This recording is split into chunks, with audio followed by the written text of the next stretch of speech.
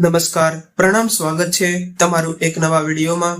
મિત્રો, આજની કહાની આજના સમયની કડવી વાસ્તવિકતાને ઉજાગર કરતી કહાની છે અને આ કહાની દરેક વ્યક્તિએ સમજવા જેવી છે।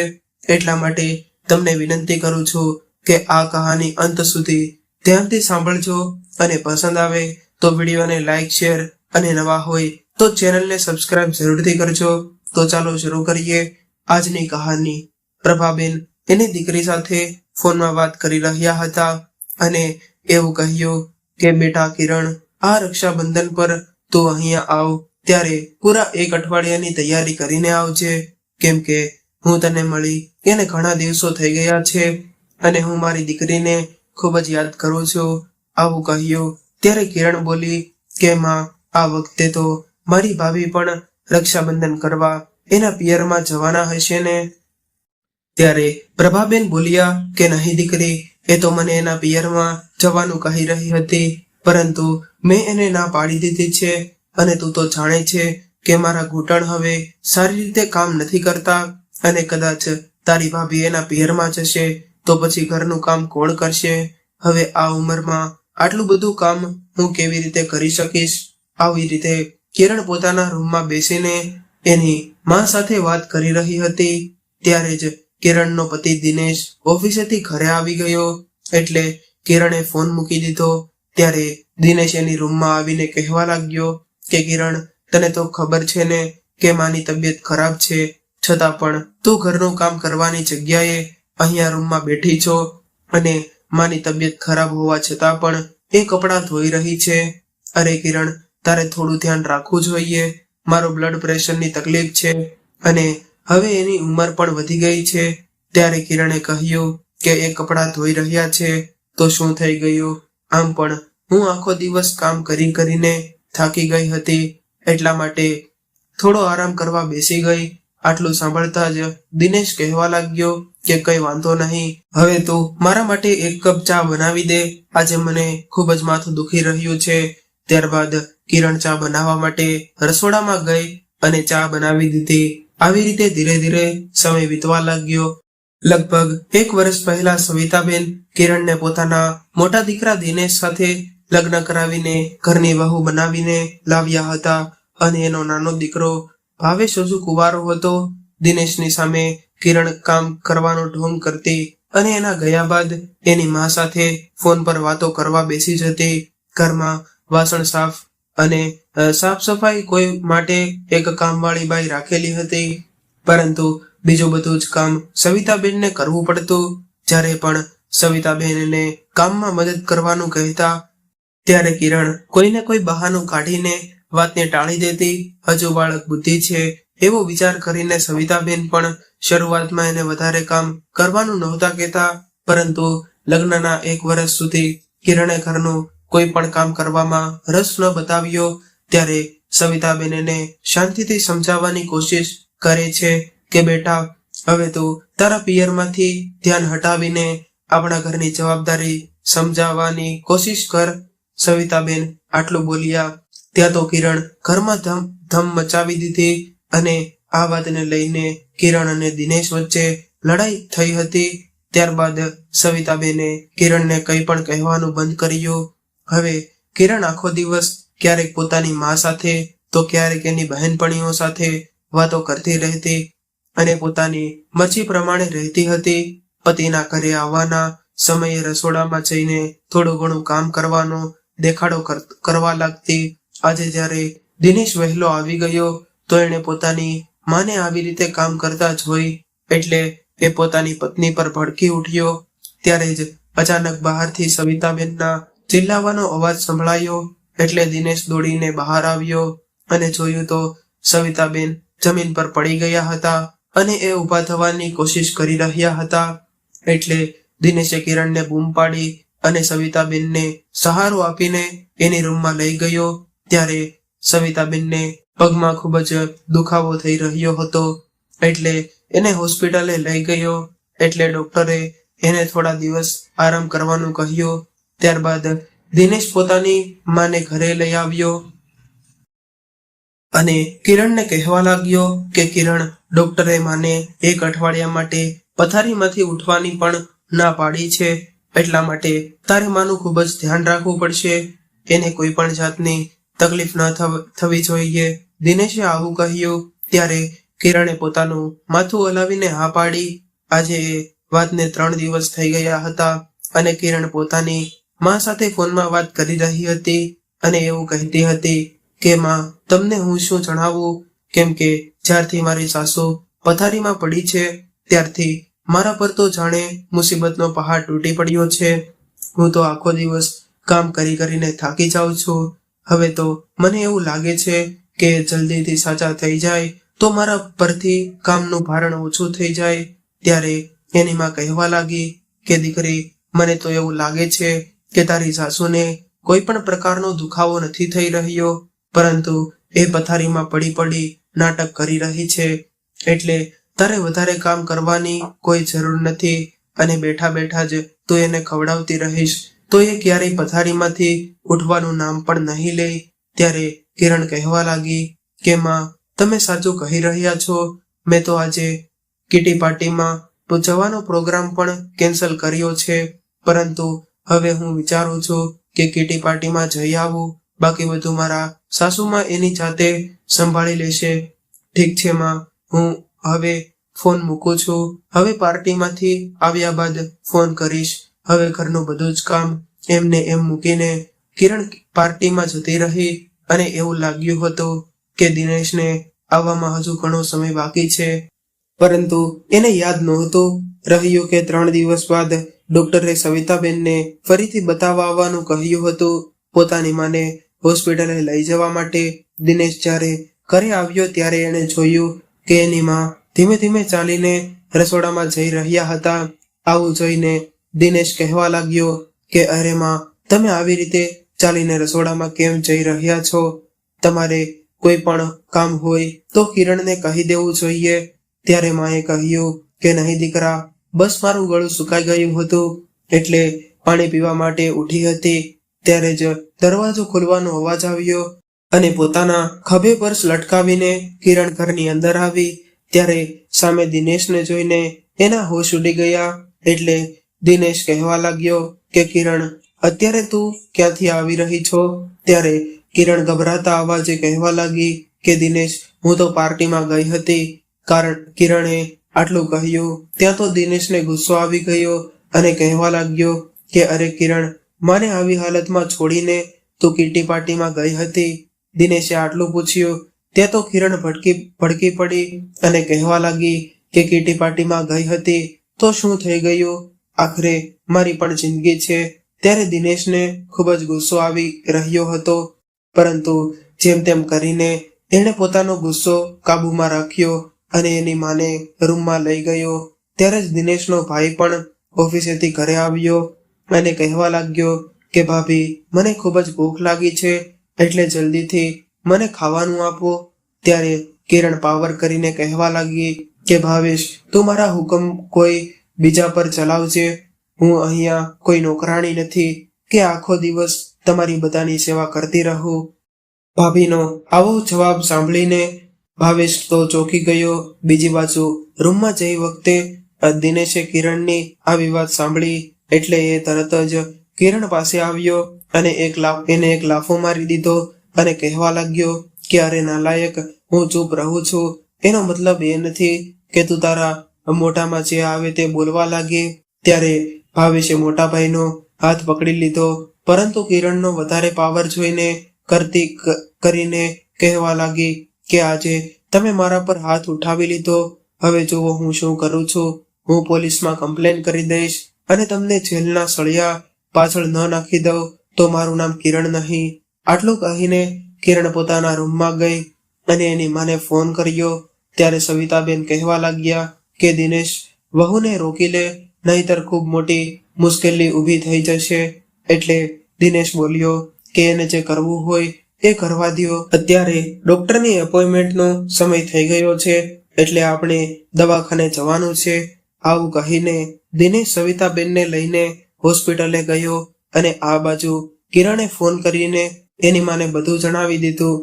એટલે માં કહેવા લાગી કે દીકરી, તો હિંમત નહીં હારતી અને તારી બેગ તૈયાર કર, હું હમણાં જ તને લેવા આવું છું. એ લોકો એની જાતને શું સમજે છે? ત્યારબાદ એણે પોતાની વહુ પૂનમને એવું કહ્યું કે હું કિરણને લેવા જઈ રહી છું. આવું કહીને એ ઘરમાંથી નીકળી ગયા. થોડી વાર બાદ પ્રભાબેનના પતિ વિનોદભાઈ પણ એના દીકરા અશોક સાથે ઘરે આવ્યા અને પૂછવા લાગ્યા કે બેટા તારી સાસુ ક્યાં ગઈ છે? એટલે પૂનમ કહેવા લાગી કે પિતાજી એ કિરણને તેડવા ગયા છે. ત્યારે તો વિનોદભાઈને એવું લાગ્યું કે રક્ષાબંધન આવી રહ્યું છે એટલે એને લેવા ગઈ હશે.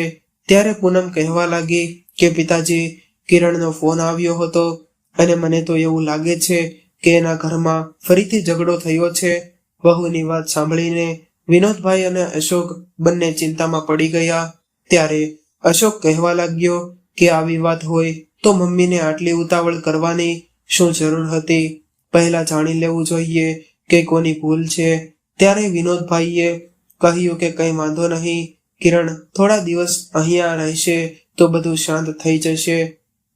આટલું કહીને તેઓ હાથ પગ ધોવા જતા રહ્યા. લગભગ 2 કલાક બાદ પ્રભાબેન કિરણને લઈને ઘરે આવ્યા. એ સમયે વિનોદભાઈ આરામ કરી રહ્યા હતા એટલે પ્રભાબેન ગુસ્સો કરીને કહેવા લાગ્યા કે અહીંયા હું આપણી દીકરી માટે પરેશાન થઈ રહી છું અને તમે આરામથી ઊંઘી રહ્યા છો. ત્યારે વિનોદભાઈ ઊભા થઈને કહેવા લાગ્યા કે અરે તમે લોકો આવી ગયા, પરંતુ આટલું મોડું કેમ થયું? એટલે પ્રભાબેન કહેવા લાગ્યા કે એક બીજું જરૂરી કામ પતાવવાનું હતું એટલા માટે થોડું મોડું થઈ ગયું છે. ત્યારે કિરણ કહેવા લાગી કે પપ્પા તમને તો મારી કોઈ ચિંતા નથી. એ તો મારી માં છે કે જે મારો આટલો બધો ખ્યાલ રાખે છે. એટલે પ્રભાબેન બોલ્યા કે દીકરી હું છું ત્યાં સુધી તારે કોઈ પણ પ્રકારની ચિંતા કરવાની જરૂર નથી. એ લોકોને તો હું એનો સબક શીખવાડીશ કે તેઓ જીવનભર યાદ રાખશે. બરાબર એ જ સમયે વિનોદભાઈના વૃદ્ધ માજી ખુરશી પર બેસીને આ બધું જોઈ રહ્યા હતા. હવે કિરણ અને એની માં અંદર ગયા એટલે એણે વિનોદભાઈને પોતાની પાસે બોલાવ્યા અને કહેવા લાગ્યા કે દીકરા વિનોદ, અહીંયા જે કંઈ પણ થઈ રહ્યું છે એ બરાબર નથી થઈ રહ્યું. દીકરીને આટલી બધી મોઢે ચડાવીને સારું ન કહેવાય. એટલે તું તારી પત્નીને સમજાવતો સારું છે. અત્યારે વિનોદભાઈએ કહ્યું કે હા માજી તમે ચિંતા ન કરો, બધું જ બરાબર થઈ જશે. આવું કહીને એ પોતાના રૂમમાં જતા રહ્યા. હવે બીજા દિવસે રક્ષાબંધનનો તહેવાર હતો એટલે સવારે જલ્દી ઉઠીને પૂનમે બધા જ પકવાન બનાવીને તૈયાર રાખ્યા હતા અને કિરણે પોતાના ભાઈને રાખડી બાંધી. એટલે એ ભોજન કરીને વિનોદભાઈ સાથે દુકાને જવા નીકળી ગયો. આ બાજુ કિરણના સાસરિયામાં એના પતિ દિનેશ પર ફોન આવ્યો કે હું પોલીસ સ્ટેશનમાંથી બોલી રહ્યો છું અને તમારા વિરુદ્ધ એક ફરિયાદ આવી છે એટલે તમે જલ્દીથી જલ્દી પોલીસ સ્ટેશને હાજર થઈ જાઓ. આવું સાંભળીને દિનેશ હેરાન રહી ગયો અને એ પોલીસ સ્ટેશને જવા નીકળી ગયો. પોલીસ સ્ટેશને હાજર થયા બાદ ઘરે આવ્યો એટલે સવિતાબેન પૂછવા લાગ્યા કે શું થયું દીકરા? ત્યારે દિનેશ બોલ્યો કે થવાનું શું હતું, કિરણ અને એની માએ આપણા વિરુદ્ધ પોલીસ સ્ટેશનમાં ફરિયાદ લખાવી છે અને એણે એવું કહ્યું છે કે દહેજને લઈને તેઓ અમારી દીકરી સાથે મારપીટ કરે છે. આવું સાંભળીને સવિતાબેન કહેવા લાગ્યા કે દીકરા આપણે તો દહેજનું નામ પણ નથી લીધું.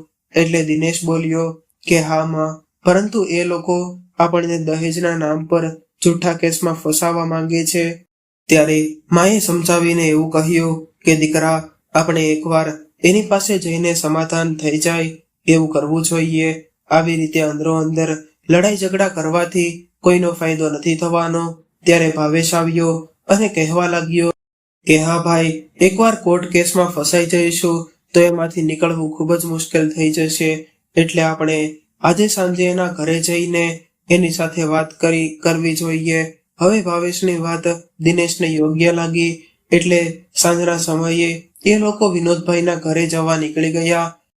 ત્યારે કિરણ ડ્રોઈંગ રૂમમાં બેઠી ટીવી જોઈ રહી હતી અને વૃદ્ધ માજી પણ ત્યાં બેઠા હતા.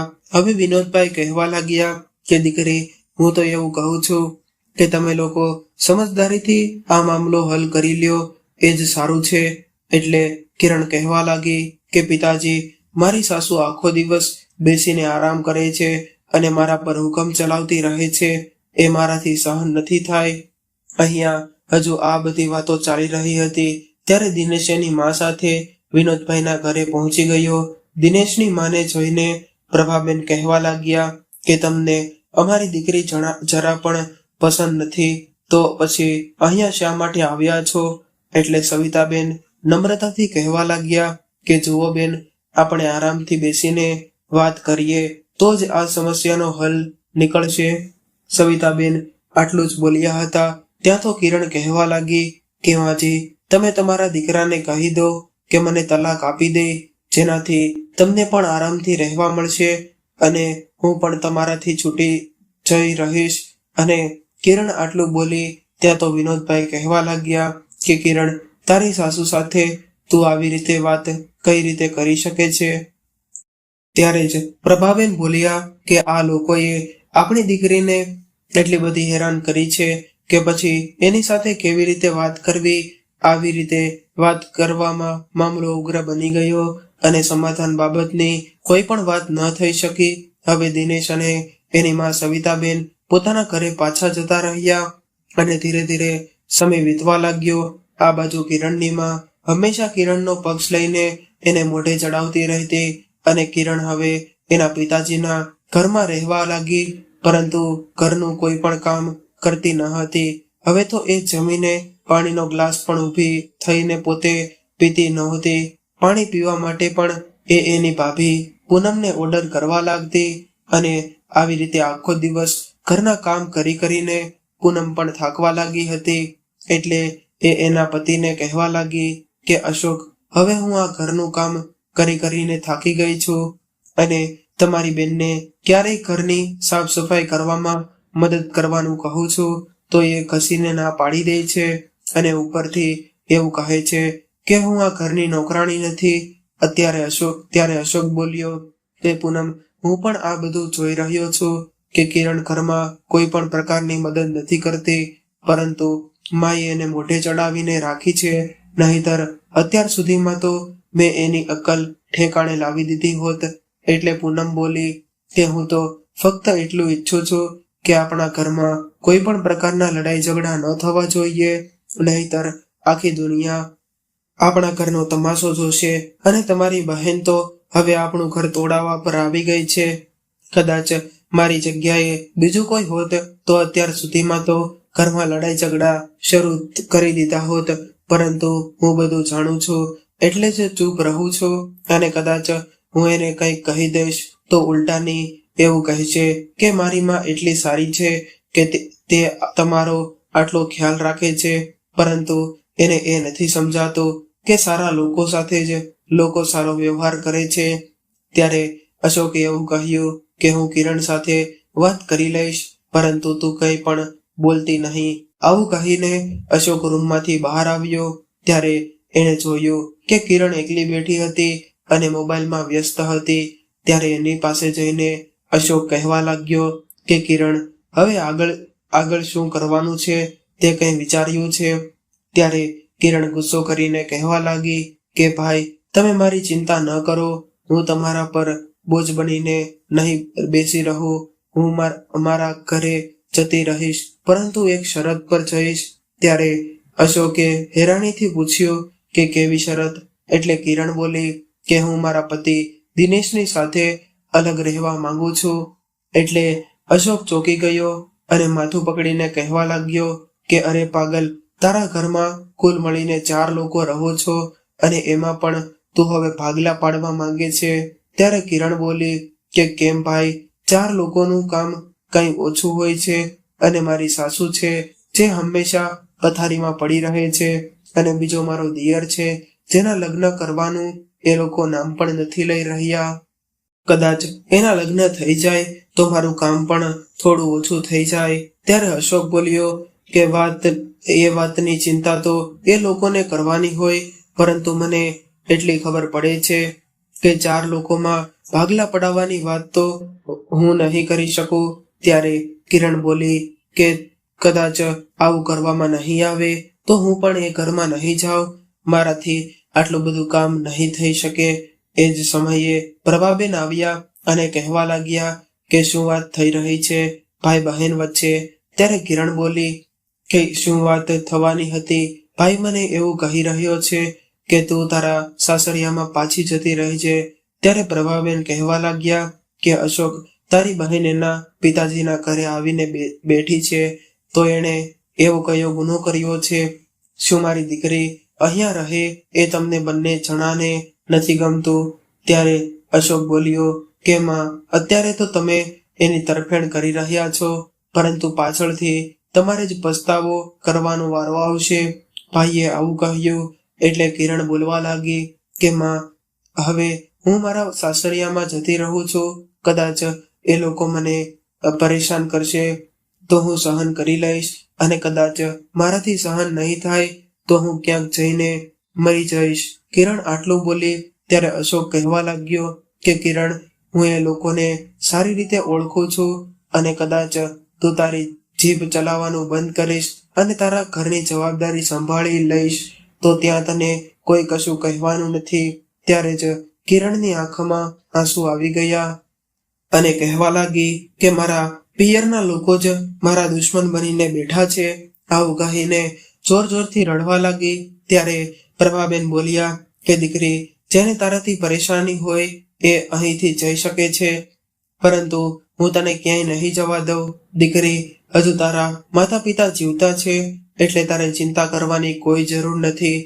માએ આવું કહ્યું એટલે અશોક ગુસ્સે કરીને કહેવા લાગ્યો કે ઠીક છે માં, હું તો એનું ભલું ઈચ્છતો હતો, પરંતુ મારી વાત સમજવા માટે કોઈ તૈયાર નથી. હવે તમને જે મરજી આવે એ કરો, હું તમને કંઈ નહીં કહું. આવું કહીને અશોક ત્યાંથી નીકળી ગયો. ત્યારે પૂનમ પાછળ ઊભી ઊભી બધી વાતો સાંભળી રહી હતી, અને વૃદ્ધમાજી આંગણામાં બેસીને આ બધું સાંભળી રહ્યા હતા.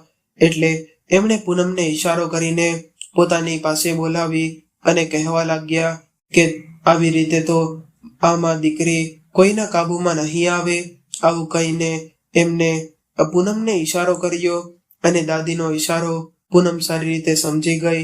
ત્યારબાદ પૂનમ રસોડામાં ભોજન બનાવવા જતી રહી. રીંગ વાગવાનો અવાજ સંભળાયો એટલે પૂનમે બહાર જઈને જોયું તો કિરણ ફોન પર વાત કરી રહી હતી અને એવું કહેતી હતી કે થોડી ઘણી શરમ બાકી રહી છે કે નહીં?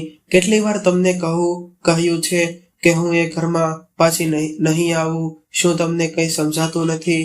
ત્યારે સામેથી તેના સાસુ કહી રહ્યા હતા કે કિરણ દીકરી, હવેથી આ ઘરમાં તને કોઈ પણ પ્રકારની તકલીફ નહીં થાય. હવેથી દિનેશ પણ તારી સાથે કોઈ પણ પ્રકારનો ખરાબ વ્યવહાર નહીં કરે. હવે બધું ભૂલીને તું પાછી આવી જા. ત્યારે કિરણના હાથમાંથી ફોન લઈને એના મમ્મી કહેવા લાગ્યા કે બહેન, જો તમે ઈચ્છતા હોય તો મારી દીકરી તમારા હાથમાં પાછી આવે, કે તો મારી એક શરત છે કે તમારે તમારા દીકરાને તમારાથી અલગ કરવો પડશે, તો જ હું મારી દીકરીને તમારા ઘરમાં પાછી મોકલાવીશ. ત્યારે સવિતાબેન કહેવા લાગ્યા કે અરે પ્રભાબેન, તમે કેવી વાત કરી રહ્યા છો? હું મારા દીકરાથી અલગ કેવી રીતે રહી શકું?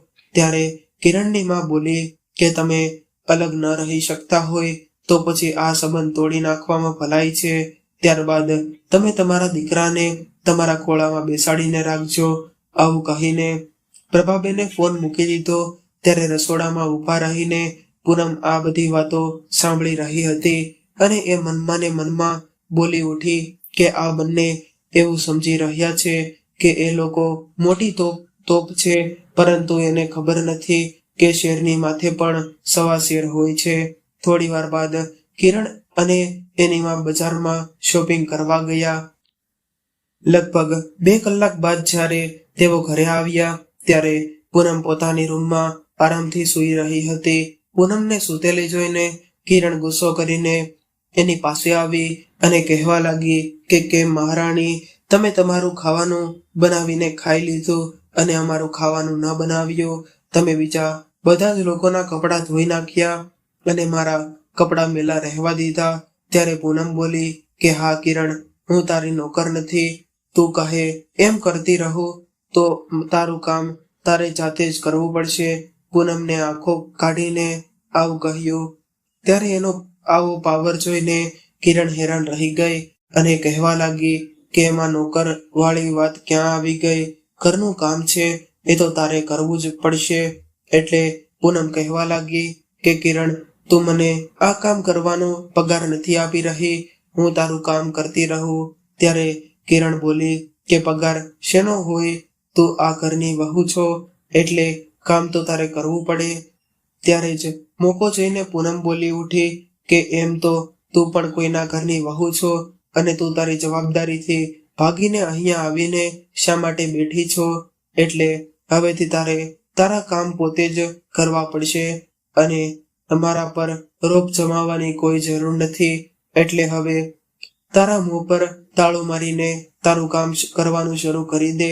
ત્યારે પ્રભાબેન આવ્યા અને કહેવા લાગ્યા કે આ બધું શું થઈ રહ્યું છે? અને પૂનમ, તું તારી નણંદ સાથે આ કેવી રીતે વાતો કરી રહી છો? ત્યારે પૂનમ બોલી કે સાસુમાં, હું એવી રીતે જ વાત કરી રહી છું જેવી રીતે એની સાથે કરવી જોઈએ. હવેથી કિરણ અહીંયા રહેશે તો એને એનું કામ જાતે જ કરવું પડશે. ત્યારે પ્રભાબેન બોલ્યા કે એવું છે, એમને તો હવે મારી દીકરી આ ઘરના કામ કરશે અને ઘરની વહુ રાત દિવસ આરામ કરશે. ત્યારે પૂનમે કહ્યું કે નહીં સાસુમાં, હું પણ કામ કરીશ, પરંતુ હું આપણા ઘરનું અને આપણા પરિવારનું જ કામ કરીશ, પરંતુ ઘરમાં આવેલા મહેમાનોનું કોઈ પણ પ્રકારનું કામ હું નહીં કરું. પોતાની ભાભીના મોઢેથી આવી વાત સાંભળીને કિરણનું લોહી ઉકળી ઉઠ્યું અને એ કહેવા લાગી કે પૂનમ, તારી હિંમત કેવી રીતે થઈ મને મહેમાન કહેવાની? આ ઘર તારાથી પહેલા મારું છે. અને એની માં તરફ જોઈને કહેવા લાગી કે માં, તમે તો તમારી વહુને મોઢે ચડાવીને રાખી છે, 2-4 થપ્પડ મારીને એની અકલ ઠેકાણે કરી કેમ નથી દેતા? ત્યારે પૂનમ બોલી કે મારા પર હાથ ઉઠાવવાની વાત તો દૂર રહી, મને હાથ લગાવીને તો જુઓ. ત્યારે 100 નંબર પર ફોન કરીને ફરિયાદ કરું છું કે મારી સાસુમાં અને મારી નણંદ દહેજના નામ પર મારી સાથે મારપીટ કરી રહ્યા છે. ત્યારબાદ તમને ખબર પડશે કે કોની અકલ ઠેકાણે આવે છે. અને એ જ સમયે વિનોદભાઈ અને અશોક પણ ઘરે પહોંચી ગયા અને ઘરમાં ઝઘડો જોઈને વિનોદભાઈ રૂમની અંદર ગયા. ત્યારે અશોકે એને રોકી લીધા. એટલે વિનોદભાઈ કહેવા લાગ્યા કે દીકરા, આપણે અંદર જઈએ. ત્યારે વિનોદભાઈએ કહ્યું કે હા દીકરી, તે બિલકુલ સાચો નિર્ણય લીધો છે. હું અત્યારે દિનેશને ફોન કરીને અહીંયા બોલાવું છું. આવું કહીને વિનોદભાઈને દિનેશને ફોન કર્યો. ત્યારે સામેથી એવી વાતો સાંભળવામાં મળી જેનાથી એ હેરાન રહી ગયા. ત્યારબાદ ફોન મૂકીને વિનોદભાઈએ એની પત્નીને કહેવા લાગ્યા કે મને એક વાત જણાવશો કે શું ગઈકાલે સવિતાબેનનો ફોન આવ્યો હતો? ત્યારે પ્રભાબેન બોલ્યા કે હા, એનો ફોન આવ્યો હતો અને એ કિરણને પાછી આવવાનું કહી રહ્યા હતા. તો પછી તે એને શું કહ્યું? ત્યારે પ્રભાબેન કંઈ પણ જવાબ ન આપી શક્યા. એટલે વિનોદભાઈએ એની પત્નીના મોઢા પર એક લાફો મારી દીધો અને કહેવા લાગ્યા કે તું માં છો કે દુશ્મન છો, જે પોતાની દીકરીનું ઘર તોડાવવા ઊભી થઈ છો? આપણા ઘરથી અપમાનિત થઈને ગયા બાદ પણ એમણે ફોન કર્યો, પરંતુ તે એની સામે એક શરત મૂકી દીધી કે પહેલા ઘરના ભાગ પાડો, પછી અમારી દીકરી પાછી આવશે. એ સમયે કિરણ બોલી કે પિતાજી, હવે હું જઈ રહી છું, તો પછી તમે માની ભૂલ કેમ કાઢી રહ્યા છો? ત્યારે વિનોદભાઈએ કિરણના ગાલ પર એક લાફો મારી દીધો અને આ જોઈને વિનોદભાઈના વૃદ્ધમાં કહેવા લાગ્યા કે વિનોદ, જો તે પહેલા જ આને એક લાફો મારી દીધો હોત તો આજે કિરણનું ઘર તૂટવાથી નોબત ન આવી હોત. ત્યારબાદ ગુસ્સાથી ઉકળી રહેલા વિનોદભાઈ કહેવા લાગ્યા કે અરે નાલાયક, હવે દિનેશ તારી સાથે કોઈ પણ પ્રકારનો સંબંધ રાખવા નથી માંગતો. પોતાના દીકરા દિનેશની ચિંતામાં સવિતાબેનની તબિયત એટલી બધી બગડી ગઈ છે કે અત્યારે આઈસીયુમાં દાખલ છે. આ સાંભળીને કિરણની આંખો પહોળી થઈ ગઈ. ત્યારબાદ વિનોદભાઈ કહેવા લાગ્યા કે કદાચ સવિતાબેનને કંઈ થઈ ગયું હોત તો એની આ હાલત માટે જવાબદાર ફક્ત ને ફક્ત તમે બંને હશો અને ત્યારબાદ દિનેશ તને ક્યારેય નહીં અપનાવે. એટલે કિરણ રડતા રડતા કહેવા લાગી કે પિતાજી, હું હમણાં જ મારા સાસરિયામાં પાછી જઈ રહી છું. ભલે મારે એની આગળ હાથ જોડવા પડે કે એના પગ પકડવા પડે, ભલે લાખ વાર માફી માંગવી પડે, પરંતુ હું મારો સંસાર બરબાદ નહીં થવા દઉં. આવું કહીને કિરણે પોતાની બેગ ઉઠાવી અને સાસરિયા જવા નીકળી ગઈ. તો મિત્રો, આજની સ્ટોરી તમને કેવી લાગી કોમેન્ટ કરીને જરૂરથી જણાવજો. અને પસંદ આવી હોય તો વિડીયોને લાઈક, શેર અને નવા હોય તો ચેનલને જરૂરથી સબસ્ક્રાઇબ કરજો. હર હર મહાદેવ.